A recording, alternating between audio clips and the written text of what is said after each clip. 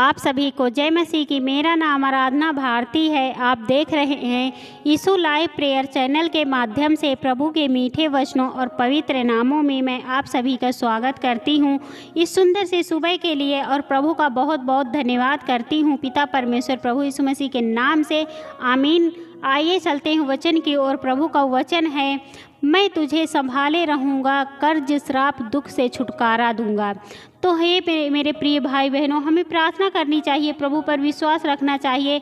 जो भी प्रभु हमें संभाले रहेंगे और जिसके भी कर्जा है, श्राप है, दुख है, उससे आज छुटकारा मिलने जा रहा है प्रभु के पवित्र यीशु मसीह के नाम से।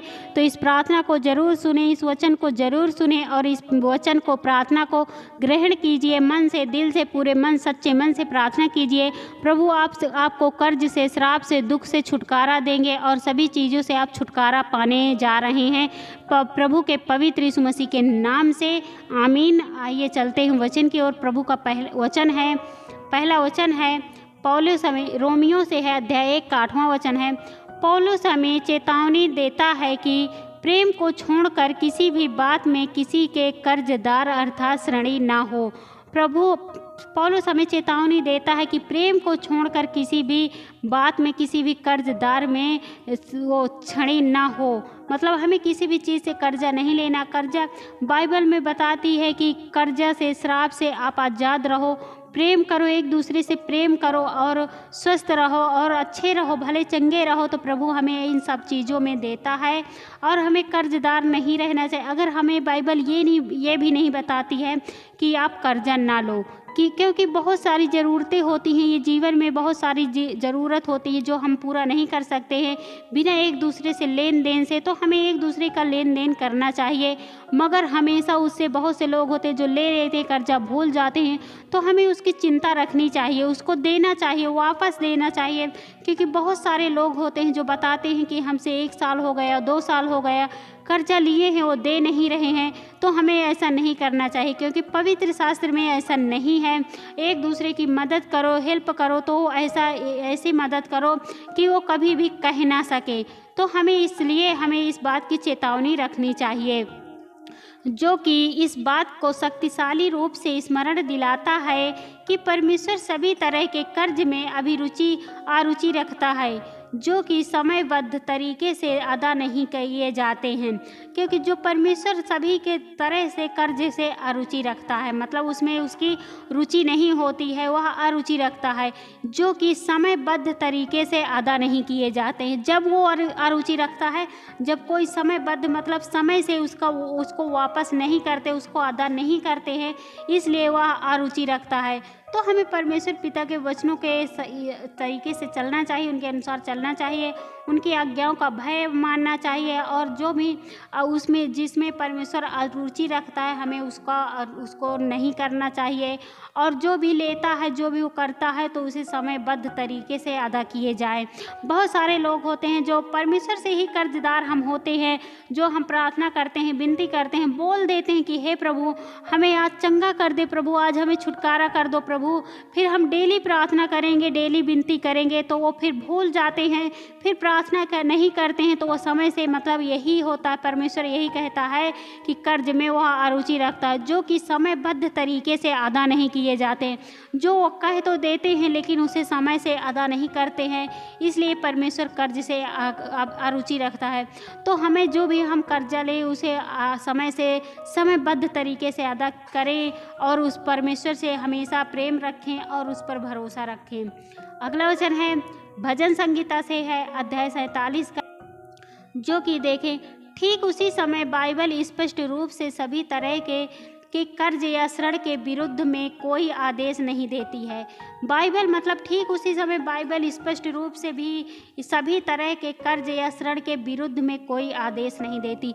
और वो बाइबल बताती है कि कोई वो आदेश नहीं देती है कि तुम कर्जा ना लो। तो बाइबल हमें कर्ज के विरुद्ध चेतावनी देती है और उत्साहित करती है कि हम कर्ज में न जाने के गुण को प्राप्त करें। बाइबल सिर्फ चेतावनी देती है कि हम कर्ज में जाने के गुण ना करें, हम कर्ज में ना पहुंच पाएं। और क्योंकि बहुत से लोग होते हैं, बाइबल चेतावनी देती है और उत्साहित करती है कि हम कर्ज में ना जाने के गुण को प्राप्त करें, हम कर्ज में ना पड़ें। इसलिए बाइबल हमें चेतावनी देती है और उत्साहित करती है, और उसमें वह आदेश नहीं देती कि कर्जा ना लो, जो भी कर्जा लो उसे समय से अदा कीजिए, परंतु यह कर्ज को न लेने से मुक्ति है। परंतु बाइबल ये भी बताती है कि वह कर्जा लेने से मना भी नहीं करती है। बाइबल के पास कर्ज देने वाले अर्थात देनदारों के लिए कठोर निंदा के शब्द हैं। बहुत से लोग होते हैं जो कर्ज देते हैं, देनदार होते हैं जो देते हैं, देने वाले होते हैं, वो अधिक देनदारों के लिए कठोर निंदा के शब्द हैं। वह निंदा करते हैं उसकी, जब वो मांगता है तो उसकी निंदा करते हैं।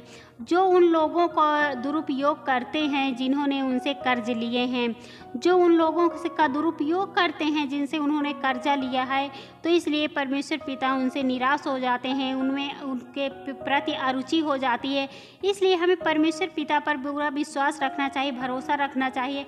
जो भी हम कर्ज लें उसका दुरुपयोग ना करें, उसका सदुपयोग करें, उसका अच्छाई में उसे उठाएं और समय से उसे बद्ध कर दे, अदा कर दे। समय से हमें उसे अदा करना चाहिए और परमेश्वर पर भरोसा विश्वास रखना चाहिए। जैसे हमें नहीं दे रहे हैं, नहीं दे पा रहे हैं उसका, तो हमें उस पर भरोसा विश्वास करना चाहिए और हम उसका समय से अदा कर दें और उसका कभी भी दुरुपयोग ना करें और परमेश्वर पिता पर पूरा विश्वास रखें, भरोसा करें। उसके लिए परमेश्वर का मैं बहुत बहुत धन्यवाद करती हूँ पिता परमेश्वर प्रभु यीशु मसीह के नाम से, आमीन। आइए चलते हैं सभी लोग मिलकर। Hallelujah, hallelujah, hallelujah. हे सर्वशक्तिमान पिता परमेश्वर, हे सेनाओं का यहोवा पिता परमेश्वर, मैं आपका बहुत बहुत धन्यवाद करती हूँ पिता परमेश्वर प्रभु यीशु मसीह के नाम से।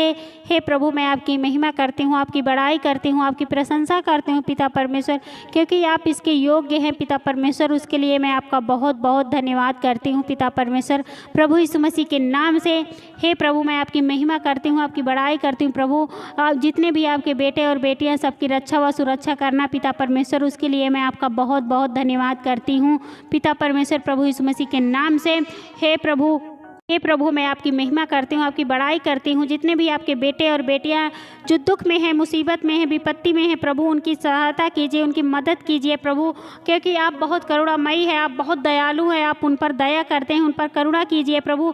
जो भी भाई बहन, बहुत से भाई बहन हैं जो भी कर्जा ले लेते हैं, कर्ज में डूब जाते हैं, श्राप में हो जाते हैं, दुख में हो जाते हैं प्रभु, उन भाई बहनों के लिए मैं प्रार्थना दुआ करती हूँ, वो कर्जे से आज़ाद होने पाएँ प्रभु, आपके पवित्र यीशु नासरी के नाम से पिता पर। जो भी भाई बहन कर्जे के कारण बहुत परेशान हो जाते हैं, चिंताओं में हो जाते हैं प्रभु, उनके कर्जे भरने पाएँ, वो अदा करने पाएँ प्रभु, समय से उस पर उनकी सहायता कीजिए, उनकी मदद कीजिए प्रभु, आपके पवित्र यीशु नासरी के नाम से पिता परमेश्वर।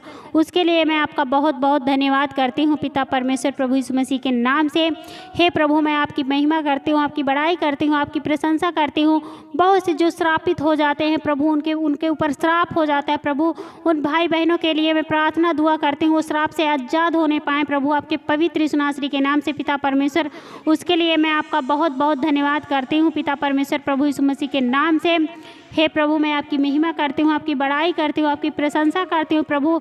जो भी भाई बहन दुख में है, मुसीबत में है, विपत्ति में है प्रभु, उन भाई बहनों के लिए मैं प्रार्थना दुआ करती हूँ, उन भाई बहनों के लिए मैं प्रार्थना दुआ करती हूँ कि उन भाई बहन बिल्कुल श्रापित से आज़ाद हो जाएं, बिल्कुल वो दुख से, मुसीबत से, विपत्ति से आज़ाद होने पाएँ प्रभु, आपके पवित्र यीशु नासरी के नाम से पिता परमेश्वर। क्योंकि आपके लिए कोई भी कठिन काम नहीं है प्रभु, आप सब कुछ कर सकते हैं प्रभु, आप सब कुछ करते हैं प्रभु। उसके लिए मैं आपका बहुत बहुत धन्यवाद करती हूँ पिता परमेश्वर प्रभु यीशु मसीह के नाम से। हे प्रभु, मैं आपकी महिमा करती हूँ, आपकी प्रशंसा करती हूँ, आपकी बड़ाई करती हूँ प्रभु।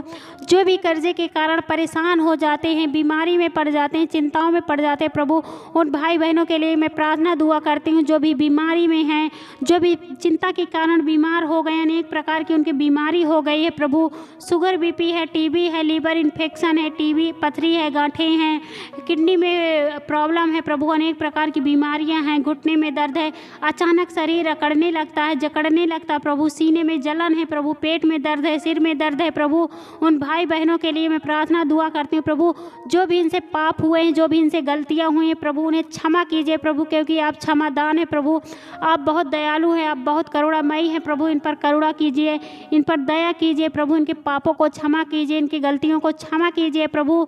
आज से ये आपसे नहीं करेंगे, ऐसे पाप ऐसी गलतियां नहीं करेंगे प्रभु। उनके भाई बहनों के लिए मैं प्रार्थना दुआ करती हूँ, उन्हें बिल्कुल आज़ाद करिए, बिल्कुल छुटकारा दीजिए, बिल्कुल चंगा कीजिए प्रभु। आपके पवित्र यीशु के नाम से पिता परमेश्वर, बिल्कुल वो छुटकारा पाए प्रभु, आपके पवित्र यीशु के नाम से पिता परमेश्वर।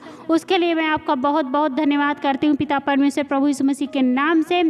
हे प्रभु, आपसे प्रार्थना विनती करती हूँ, जितने भी भाई बहन इस वचन को सुन रहे हैं, इस प्रार्थना को ग्रहण कर रहे हैं प्रभु, उन भाई बहनों के लिए मैं प्रार्थना दुआ करती हूँ कि उनके घरों में ढेर सारी आशीष और बरकतें आने पाए प्रभु, आपके पवित्र यीशु के नाम से पिता परमेश्वर। उसके लिए मैं आपका बहुत बहुत धन्यवाद करती हूँ पिता परमेश्वर, प्रभु यीशु मसीह के नाम से, आमीन।